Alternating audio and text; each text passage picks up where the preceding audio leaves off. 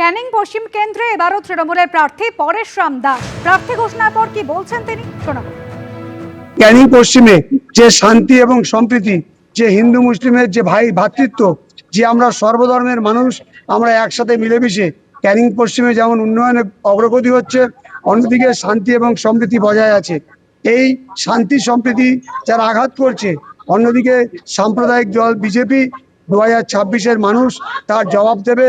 এবং ক্যানিং পশ্চিমে আমরা গতবারে এই এলাকার মানুষ, এই এলাকার গণদেবতারা আমাকে যত ভোটে আশীর্বাদ করে জয়লাভ করিয়েছিল, আমি আশা রাখবো তার থেকে 3 ডবল বেশি 2026-এ আমাকে ভোট দিয়ে জয়লাভ করাবে। সুপ্রিম কোর্টে আইপ্যাক মামলার শুনানির সময় আরো সময় চাইল রাজ্য। ইডির তরফে যে হলফনামা দেওয়া হয়েছে তার উত্তর দেওয়ার জন্য সময় চাওয়া হলো। বাড়তি সময় চাওয়ার তীব্র বিরোধিতা করা হলো ইডির তরফে। 4 সপ্তাহ সময় ইতিমধ্যেই দেওয়া হয়েছে জানালেন বিচারপতি মিশ্র। আমরা শুনবো, শুনানি শুরু করুন, মন্তব্য বিচারপতি প্রশান্ত কুমার মিশ্র। ইডি যে রিজয়েন্ডার জমা দিয়েছে তাতে মূল মামলার আবেদনের থেকেও বেশি কথা বলা হয়েছে। সওয়াল রাজ্যের আইনজীবী শ্যাম দিওয়ানের। আপনারা আদালতকে এটা বলতে পারেন না যে আদালত কিভাবে শুনানি চালাবে, মন্তব্য সুপ্রিম কোর্টের বিচারপতি প্রশান্ত কুমার মিশ্র। কেউ সময় নিয়েছে বলে আপনাকেও সময় নিতে হবে, এটা কোনো যুক্তি হতে পারে না। মামলা হবে কিনা সেটা নিয়ে যুদ্ধ চলতে পারে না, মন্তব্য বিচারপতি মিশ্র। আমাদের প্রতিনিধি অতনু হালদার এই মুহূর্তে আমাদের সঙ্গে রয়েছেন। অতনু, আজকে সুপ্রিম কোর্টে ঠিক কি হলো? দেখো, আইপ্যাকের অফিসে যে ইডি রেড হয়েছিল এবং যেখানে অভিযোগ উঠেছিল যে ইডি রেড চলাকালীন মুখ্যমন্ত্রী মমতা বন্দ্যোপাধ্যায় তিনি 2 জায়গায় গিয়ে, এক হচ্ছে আইপ্যাকের কর্ণধার এবং 2 হচ্ছে আইপ্যাকের অফিস, কর্ণধারের বাড়ি এবং অফিস, এই 2 জায়গাতে গিয়ে ইডি রেড চলাকালীন মুখ্যমন্ত্রী সেখান থেকে ইডি যে সমস্ত নথিপত্র সংগ্রহ করেছিল সেগুলো তিনি জোর করে ছিনিয়ে নিয়ে চলে আসেন। তো এই অভিযোগ উঠেছিল। এই অভিযোগে ইডি মামলা করে গিয়ে সুপ্রিম কোর্টে, এবং সুপ্রিম কোর্টে সেই মামলার শুনানি চলাকালীন ইডি যে মামলা করে তাতে রাজ্য সরকারের তরফ থেকে একটি হলফনামা দেওয়া হয়, তার পাল্টা হলফনামা আবার ইডির তরফ থেকে দেওয়া হয়, এবং সেই মামলারই আজকে শুনানি চলছে।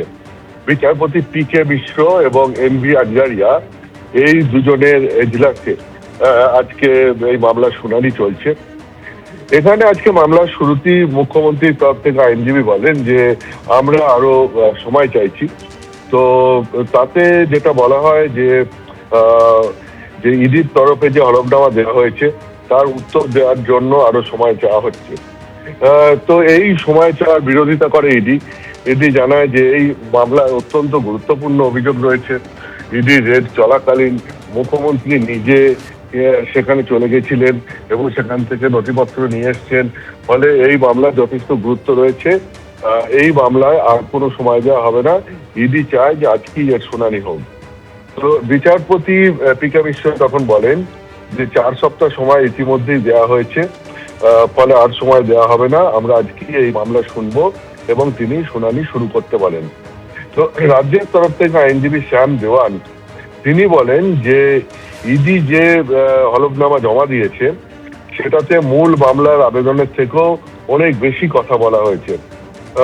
তো বিচারপতি পি.কে. মিশ্র তাতে বলেন যে আপনারা আদালতকে এটা বলতে পারেন না যে কিভাবে এই মামলার শুনানি আদালত চালাবে, এবং তিনি আরো বলেন বিচারপতি যে কেউ সময় নিয়েছে বলে আপনাদেরকেও সময় নিতে হবে, এটা কোনো যুক্তি হতে পারে না। মামলা হবে কিনা তা নিয়ে কোনো যুদ্ধও চলতে পারে না, ফলে তিনি শুনানি শুরু করতে বলেন। তাতে রাজ্যের তরফ থেকে আইনজীবী শ্যাম দেওয়ান তিনি বলেন যে এই মামলা গ্রহণযোগ্য নয়।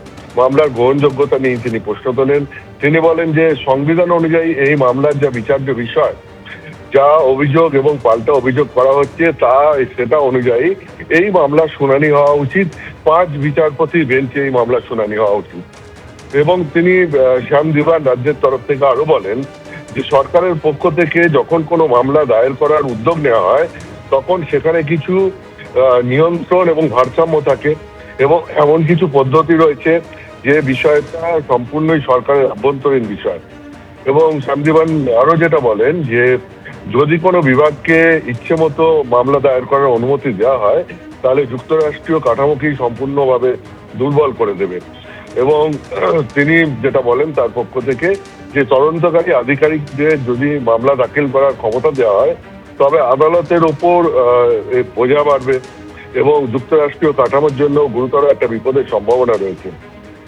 তাতে বিচারপতি মিশ্র সমস্ত কিছু শুনে যেটা বলেন রাজ্যকে যে হাইকোর্টে বা সুপ্রিম কোর্টে এই যে আপনারা বলছেন হাইকোর্টে বা সুপ্রিম কোর্টে এই মামলা গ্রহণযোগ্য নয়। ইডি অভিযোগ করছে যে মুখ্যমন্ত্রী তাদের তদন্তের মাঝে হস্তক্ষেপ করেছেন। তাহলে যদি এটা অন্য কোনো মুখ্যমন্ত্রী করেন তাহলে তার প্রতিকার কি হবে? দেখুন, এটা মানে স্বস্তিদায়ক পরিস্থিতি নয়। প্রশ্ন হচ্ছে এই ঘটনার পুনরাবৃত্তি হলে কে হস্তক্ষেপ করবে?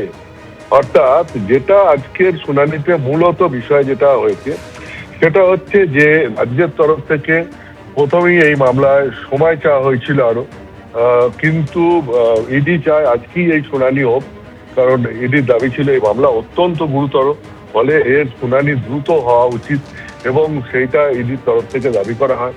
এবং ইডি আদালতে জানায় যে তারা প্রথম আর্গুমেন্ট করবেন, কিন্তু এরপরে রাজ্যের তরফ থেকে বলা হয় যে না, তারা প্রথম আর্গুমেন্ট করবেন। তারপর রাজ্যকে প্রথম বলার সুযোগ দেওয়া হয় এবং রাজ্য বলতে শুরু করে এবং রাজ্য এই মামলার গ্রহণযোগ্যতা নিয়ে প্রশ্ন তোলে, এই মামলা এইভাবে হওয়া উচিত কিনা তা নিয়ে প্রশ্ন তোলে, এই মামলা 2 সদস্যের বেঞ্চে হওয়া উচিত না 5 সদস্যের বেঞ্চে হওয়া উচিত তা নিয়ে প্রশ্ন তোলে। তো এই সমস্ত নিয়ে আর্গুমেন্ট হওয়ার পর বিচারপতি মিশ্র যেটা বলেন যে যে সুপ্রিম কোর্টে এই মামলা গ্রহণযোগ্য নয় বলে যে প্রশ্ন রাজ্যের তরফ থেকে তোলা হচ্ছে সেইটা সুপ্রিম কোর্ট এখনই পুরোপুরি মেনে নিচ্ছে না। তো সুপ্রিম কোর্ট বুঝিয়ে দেয় যেখানে মুখ্যমন্ত্রীর বিরুদ্ধে অভিযোগ, সেইটা মোটেও কোনো স্বস্তিদায়ক পরিস্থিতি নয়। এটা একটা অন্যরকম পরিস্থিতি তৈরি হয়েছে এবং যদি এই ধরনের ঘটনা ঘটে তাহলে কে হস্তক্ষেপ করবে? এই ধরনের ঘটনা মানে আদালত যেটা বোঝাতে চেয়েছে যে এই ধরনের ঘটনা যদি ঘটে তাহলে তদন্তকারী সংস্থা তো আদালতের দ্বারস্থ হবে, কারণ এটা তো কাউকে একটা হস্তক্ষেপ করতে হবে। তো এবং শুধু তাই নয়, যদি এই ধরনের ঘটনা পুনরাবৃত্তি ঘটে তাহলেই বা কে হস্তক্ষেপ করবে? ফলে পুরো ঘটনা যেটা ঘটেছে সেই ঘটনার গুরুত্ব অনুযায়ী এই মামলা এই বেঞ্চে যে শুনানি হবে এবং শুনানি যে বিচারপতিরা শুনবেন সেটা আজকে তারা তাদের পর্যবেক্ষণের মধ্যে এখন পর্যন্ত বুঝিয়ে দিচ্ছে। এখন রাজ্যের তরফ থেকে শ্যাম দিবান বলছেন, এরপর ইডির তরফ থেকে সলিসিটর জেনারেল তুষার মেহতা তিনি বলবেন। ধন্যবাদ অতুল। এবিপি আনন্দ এগিয়ে থাকে, এগিয়ে রাখে।